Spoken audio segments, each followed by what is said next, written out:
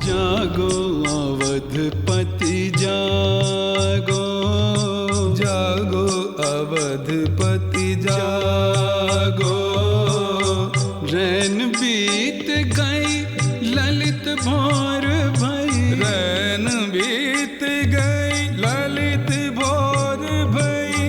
त्यागो तंद्रा त्यागो, जागो अवधपति जागो जागो। अवधपति जागो जागो, ये तंद्रा त्यागो त्यागो। गमधनि सा गमधनि सा धमधनि सा धनि धम धम गम ग। जागो अवधपति जागो, जागो अवध। বন্ধ করো এই গীত সঙ্গীত, বন্ধ করো। এই কোমল সঙ্গীত আমার হৃদয়কে বিদীর্ণ করছে। বন্ধ করো এসব, বন্ধ করে দাও।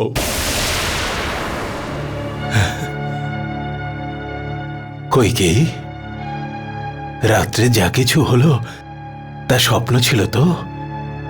এক দুঃস্বপ্ন। আমি জানতাম প্রিয়ে যে তুমি কখনো রামের ক্ষতি চাইতে পারো না। যেমন সূর্য উদয় হলেই সকল অন্ধকার কেটে যায়, তেমনি সূর্যোদয়ের সঙ্গে সঙ্গে তোমার মনের সকল কুবিচারও বিনষ্ট হয়েছে। দিনের বেলা স্বপ্ন দেখা বন্ধ করুন মহারাজ। আর রাম আসা মাত্রই ওকে 14 বছরের জন্য বনবাসে যেতে বলুন। আর তার সাথে ভরতের রাজ্যাভিষেকের আদেশও দিন। তুমি রঘুকুলের মন্দির ধ্বংস করে দিচ্ছ কইকেয়ী। আরে কুল কলঙ্কিনী, তোমার এই কলঙ্ক আর আমার অনুশোচনা মৃত্যুর পরেও শেষ হবে না। একটা কথা মনে রেখো কইকেয়ী, যদি ভরত অযোধ্যার রাজ সিংহাসনে বসে, তাহলে ও আমার অন্তিম সংস্কার করার অধিকারও হারাবে।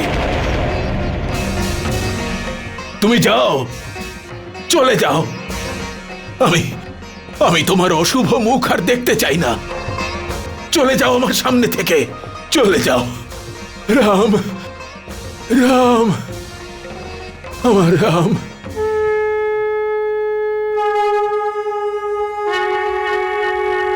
দশরথ পুত্র রামের জয়, দশরথ পুত্র রামের জয়, দশরথ পুত্র রামের জয়, দশরথ পুত্র রামের জয়। রাম, তোমার রাজ্যাভিষেকের সমস্ত প্রস্তুতি হয়ে গেছে।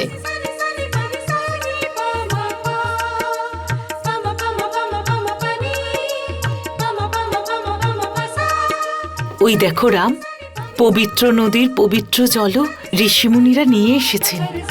কিন্তু মাতা, পিতা তো এখনো এলেন না। প্রতিদিন সকালে আমি পিতার চরণ স্পর্শ করি, আজকে করতে পারিনি।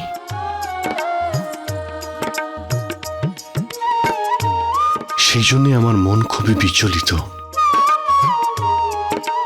এতে বিচলিত হওয়ার কি আছে রাম?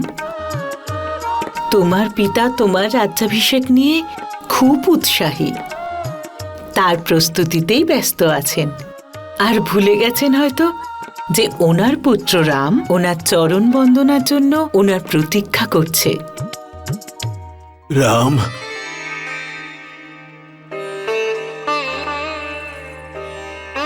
পুত্র আমার, আমি তো ভুলেই গেছিলাম যে তুমি প্রতিদিন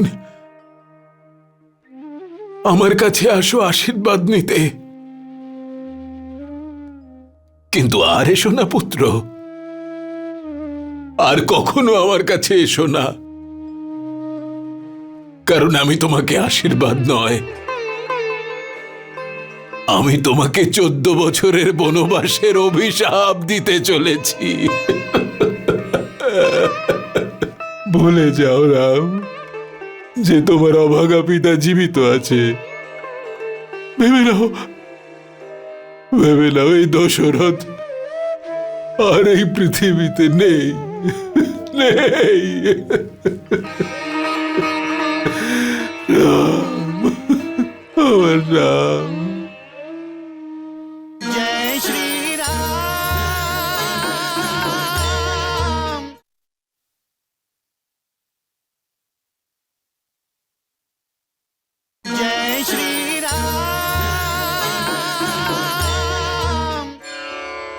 ॐ भूस्वाहा ॐ भूस्वाहा ॐ अग्नेयो स्वाहा ॐ अग्नेयो स्वाहा। প্রণাম মহর্ষি। অভিষেকের জন্য নদীর পবিত্র জল এসে গেছে। পবিত্র জলের সমস্ত কলস এসে গেছে। মদমত্ত উত্তম হাতির, 4 অশ্বের বৈভবশালী রথ, পালকি, সিংহাসন সব তৈরি আছে। অযোধ্যার সমস্ত মানুষ, মিত্র রাজারা, সামন্ত সবাই চলে এসেছেন, রাজ্যাভিষেকের প্রতীক্ষা করছেন।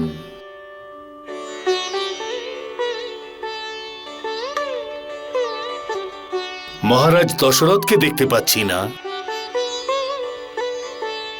ওনার এই সময় এখানে উপস্থিত থাকাটা অতি আবশ্যক। আজকের এই পবিত্র দিনে, পুষ্যা নক্ষত্রের এই শুভক্ষণে যদি রামের রাজ্যাভিষেক করতে হয়, তাহলে মহারাজ দশরথকে অবশ্যই এখানে উপস্থিত থাকতে হবে। কারণ সর্বাগ্রে সংকল্প ওনাকেই করতে হবে।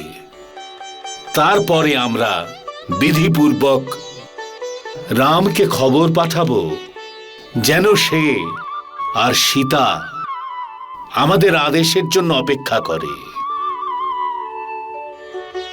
আপনি চান ওনাকে শীঘ্র এখানে নিয়ে আসুন। যথাজ্ঞা গুরুদেব।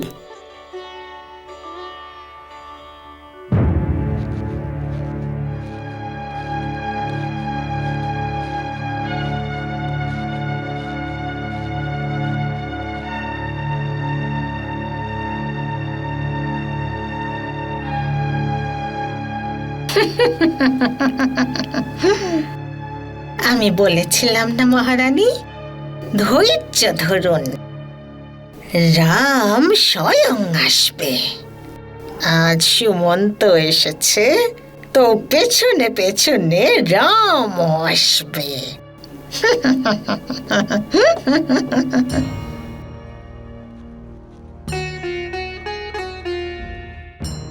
প্রণাম মহারাজ। প্রণাম মহারানী।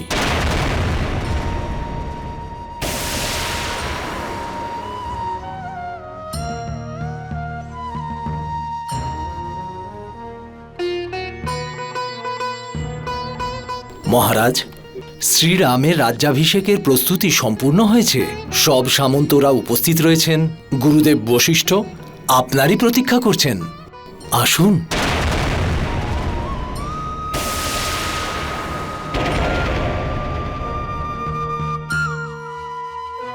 কি হয়েছে মহারাজ? আপনি কিছু বলছেন না কেন?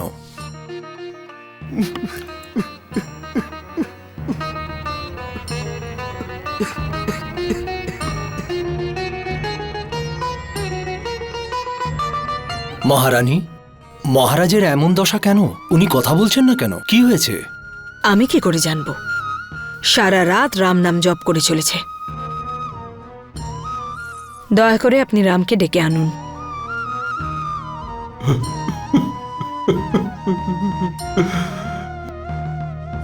সুমন্ত্র,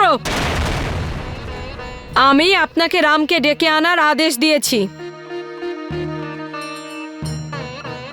ক্ষমা চাইছি মহারানী। যদি মহারাজ আমাকে আদেশ করেন তবেই আমি শ্রীরামকে ডাকব। সুমন্ত্র, যাও, রামকে নিয়ে এসো।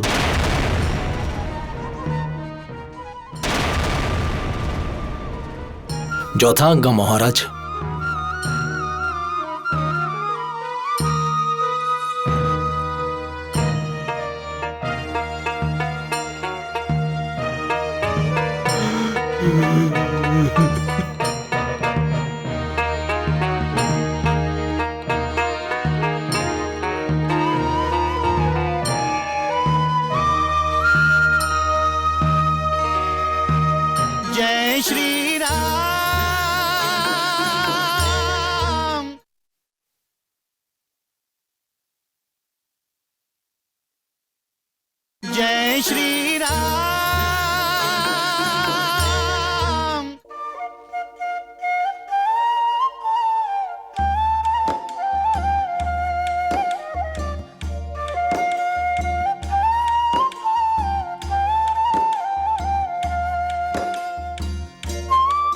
রঘুনন্দন, আজ আপনার রাজ্যাভিষেক হতে চলেছে। এবার আপনার উপর অযোধ্যাকে রক্ষা করবার দায়িত্ব বর্তাবে। আর এমনিতেও অযোধ্যার সমস্ত দায়িত্ব আপনারই পাওয়ার কথা। এরা আপনার অঙ্গরক্ষক।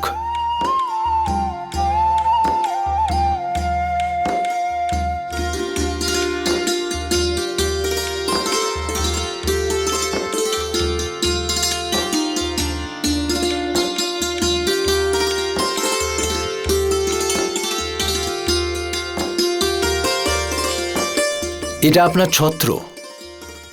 যে রাজার ছত্র ছাওয়ায় প্রজা সুখের অনুভব করবে, এটা সেই রাজারই ছত্র। রঘুনন্দন, এটা রঘুকুলের রীতি। রীতিনীতি পালন করা আমাদের কর্তব্য। চলুন, আমি আপনাকে মহারানী কৈকেয়ীর কক্ষ পর্যন্ত নিয়ে যাব। আসুন।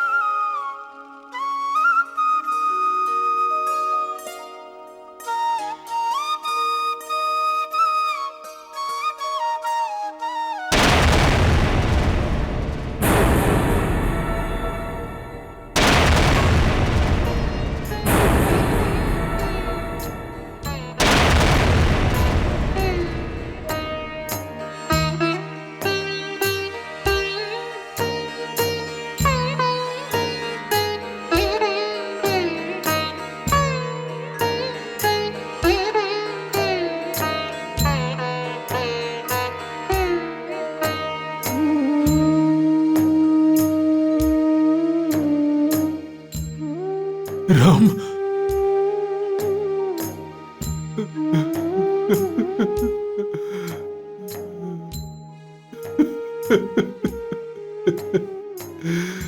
মাতা, পিতার এই অবস্থা।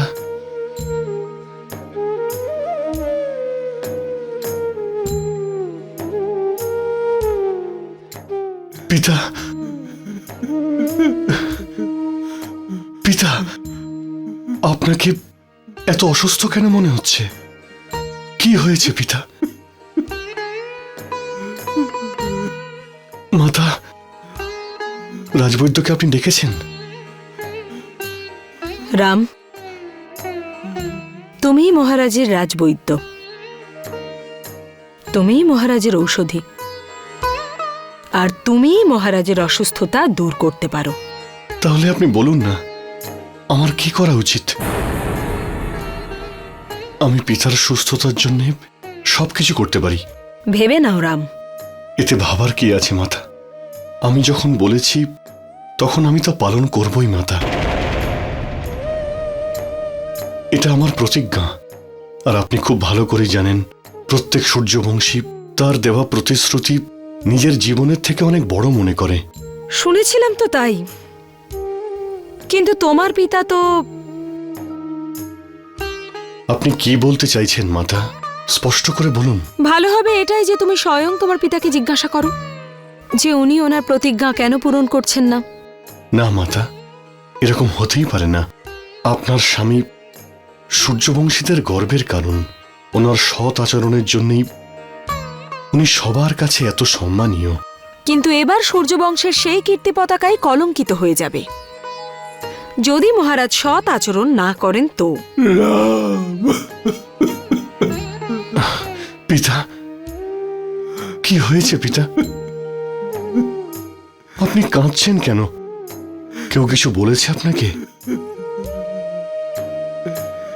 আমি আপনার এই অবস্থা দেখতে পারছি না। পিতা, আপনি আমাকে আপনার দুঃখের কারণ বলুন। আপনি কি আপনার রামকে সেই যোগ্য মনে করেন না? রাম থাকতে যদি আপনি এত দুঃখিত হন, তাহলে আমার লজ্জা হওয়া উচিত আমার জীবনের প্রতি। আমি কেন জীবিত আছি? এরকম বলো না রাম, এরকম বলো না। তাহলে আপনি কেন বলছেন না পিতা? কোন কারণে আপনি এত ব্যথিত? কি কষ্ট হচ্ছে আপনার?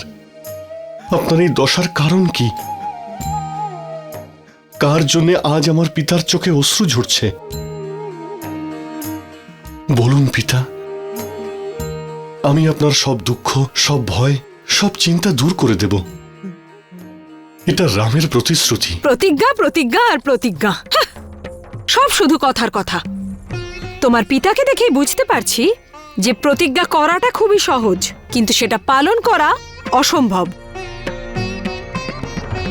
মাতা, আমি মানছি তোমাদের পূর্বপুরুষরা নিজেদের প্রতিজ্ঞাকে প্রাণের চেয়েও বেশি গুরুত্ব দিয়ে গেছেন, কিন্তু কিন্তু কি মাতা? কিন্তু প্রাণ গেলেও প্রতিজ্ঞা যাবে না, এই কথাটা তোমাদের পূর্বজ মহারাজ অজ অবধি ঠিক ছিল। ওনার পরে এই কথাটা শুধু ইতিহাস হয়েই রয়ে গেছে।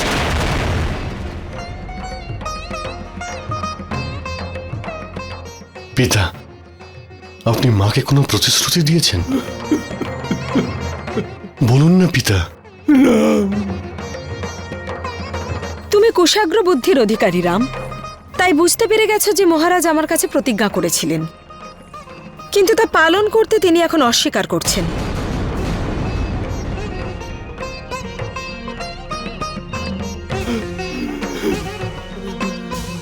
তাহলে আপনি আমাকে বলুন মাতা, পিতা আপনাকে কোন প্রতিশ্রুতি দিয়েছেন? তুমি শুনে কি করবে?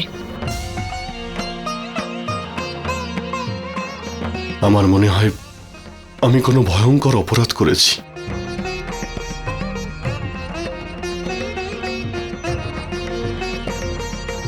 যার জন্যে না পিতা আমায় কিছু বলছেন,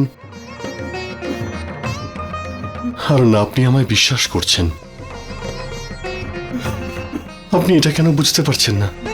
পুত্র থাকতে পিতার এত দুঃখ পাওয়া, সেটা পুত্রের কাছে মৃত্যুর সমান।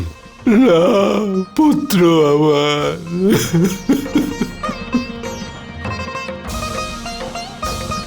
মাতা, আমি পিতার জন্য আগুনে ঝাঁপ দিতেও প্রস্তুত। ভয়ঙ্কর বিষও আমি পান করতে পারি। আপনি আমার উপরে বিশ্বাস রাখতে পারেন মাতা। যদি পিতা আপনাকে কোনো প্রতিশ্রুতি দিয়ে থাকেন, তাহলে সেটা পূরণ করার দায়িত্ব আমি নিজে নিচ্ছি। না রাম, না। রঘুবংশের সন্তান সত্যের থেকে দূরে পালাবে না, আর না সত্যকে ত্যাগ করবে। আপনি আমায় ততটাই বিশ্বাস করতে পারেন যতটা আপনার নিজের উপর আছে। আমি পিতার প্রতিশ্রুতি পূরণ করব। এটা আমার প্রতিজ্ঞা।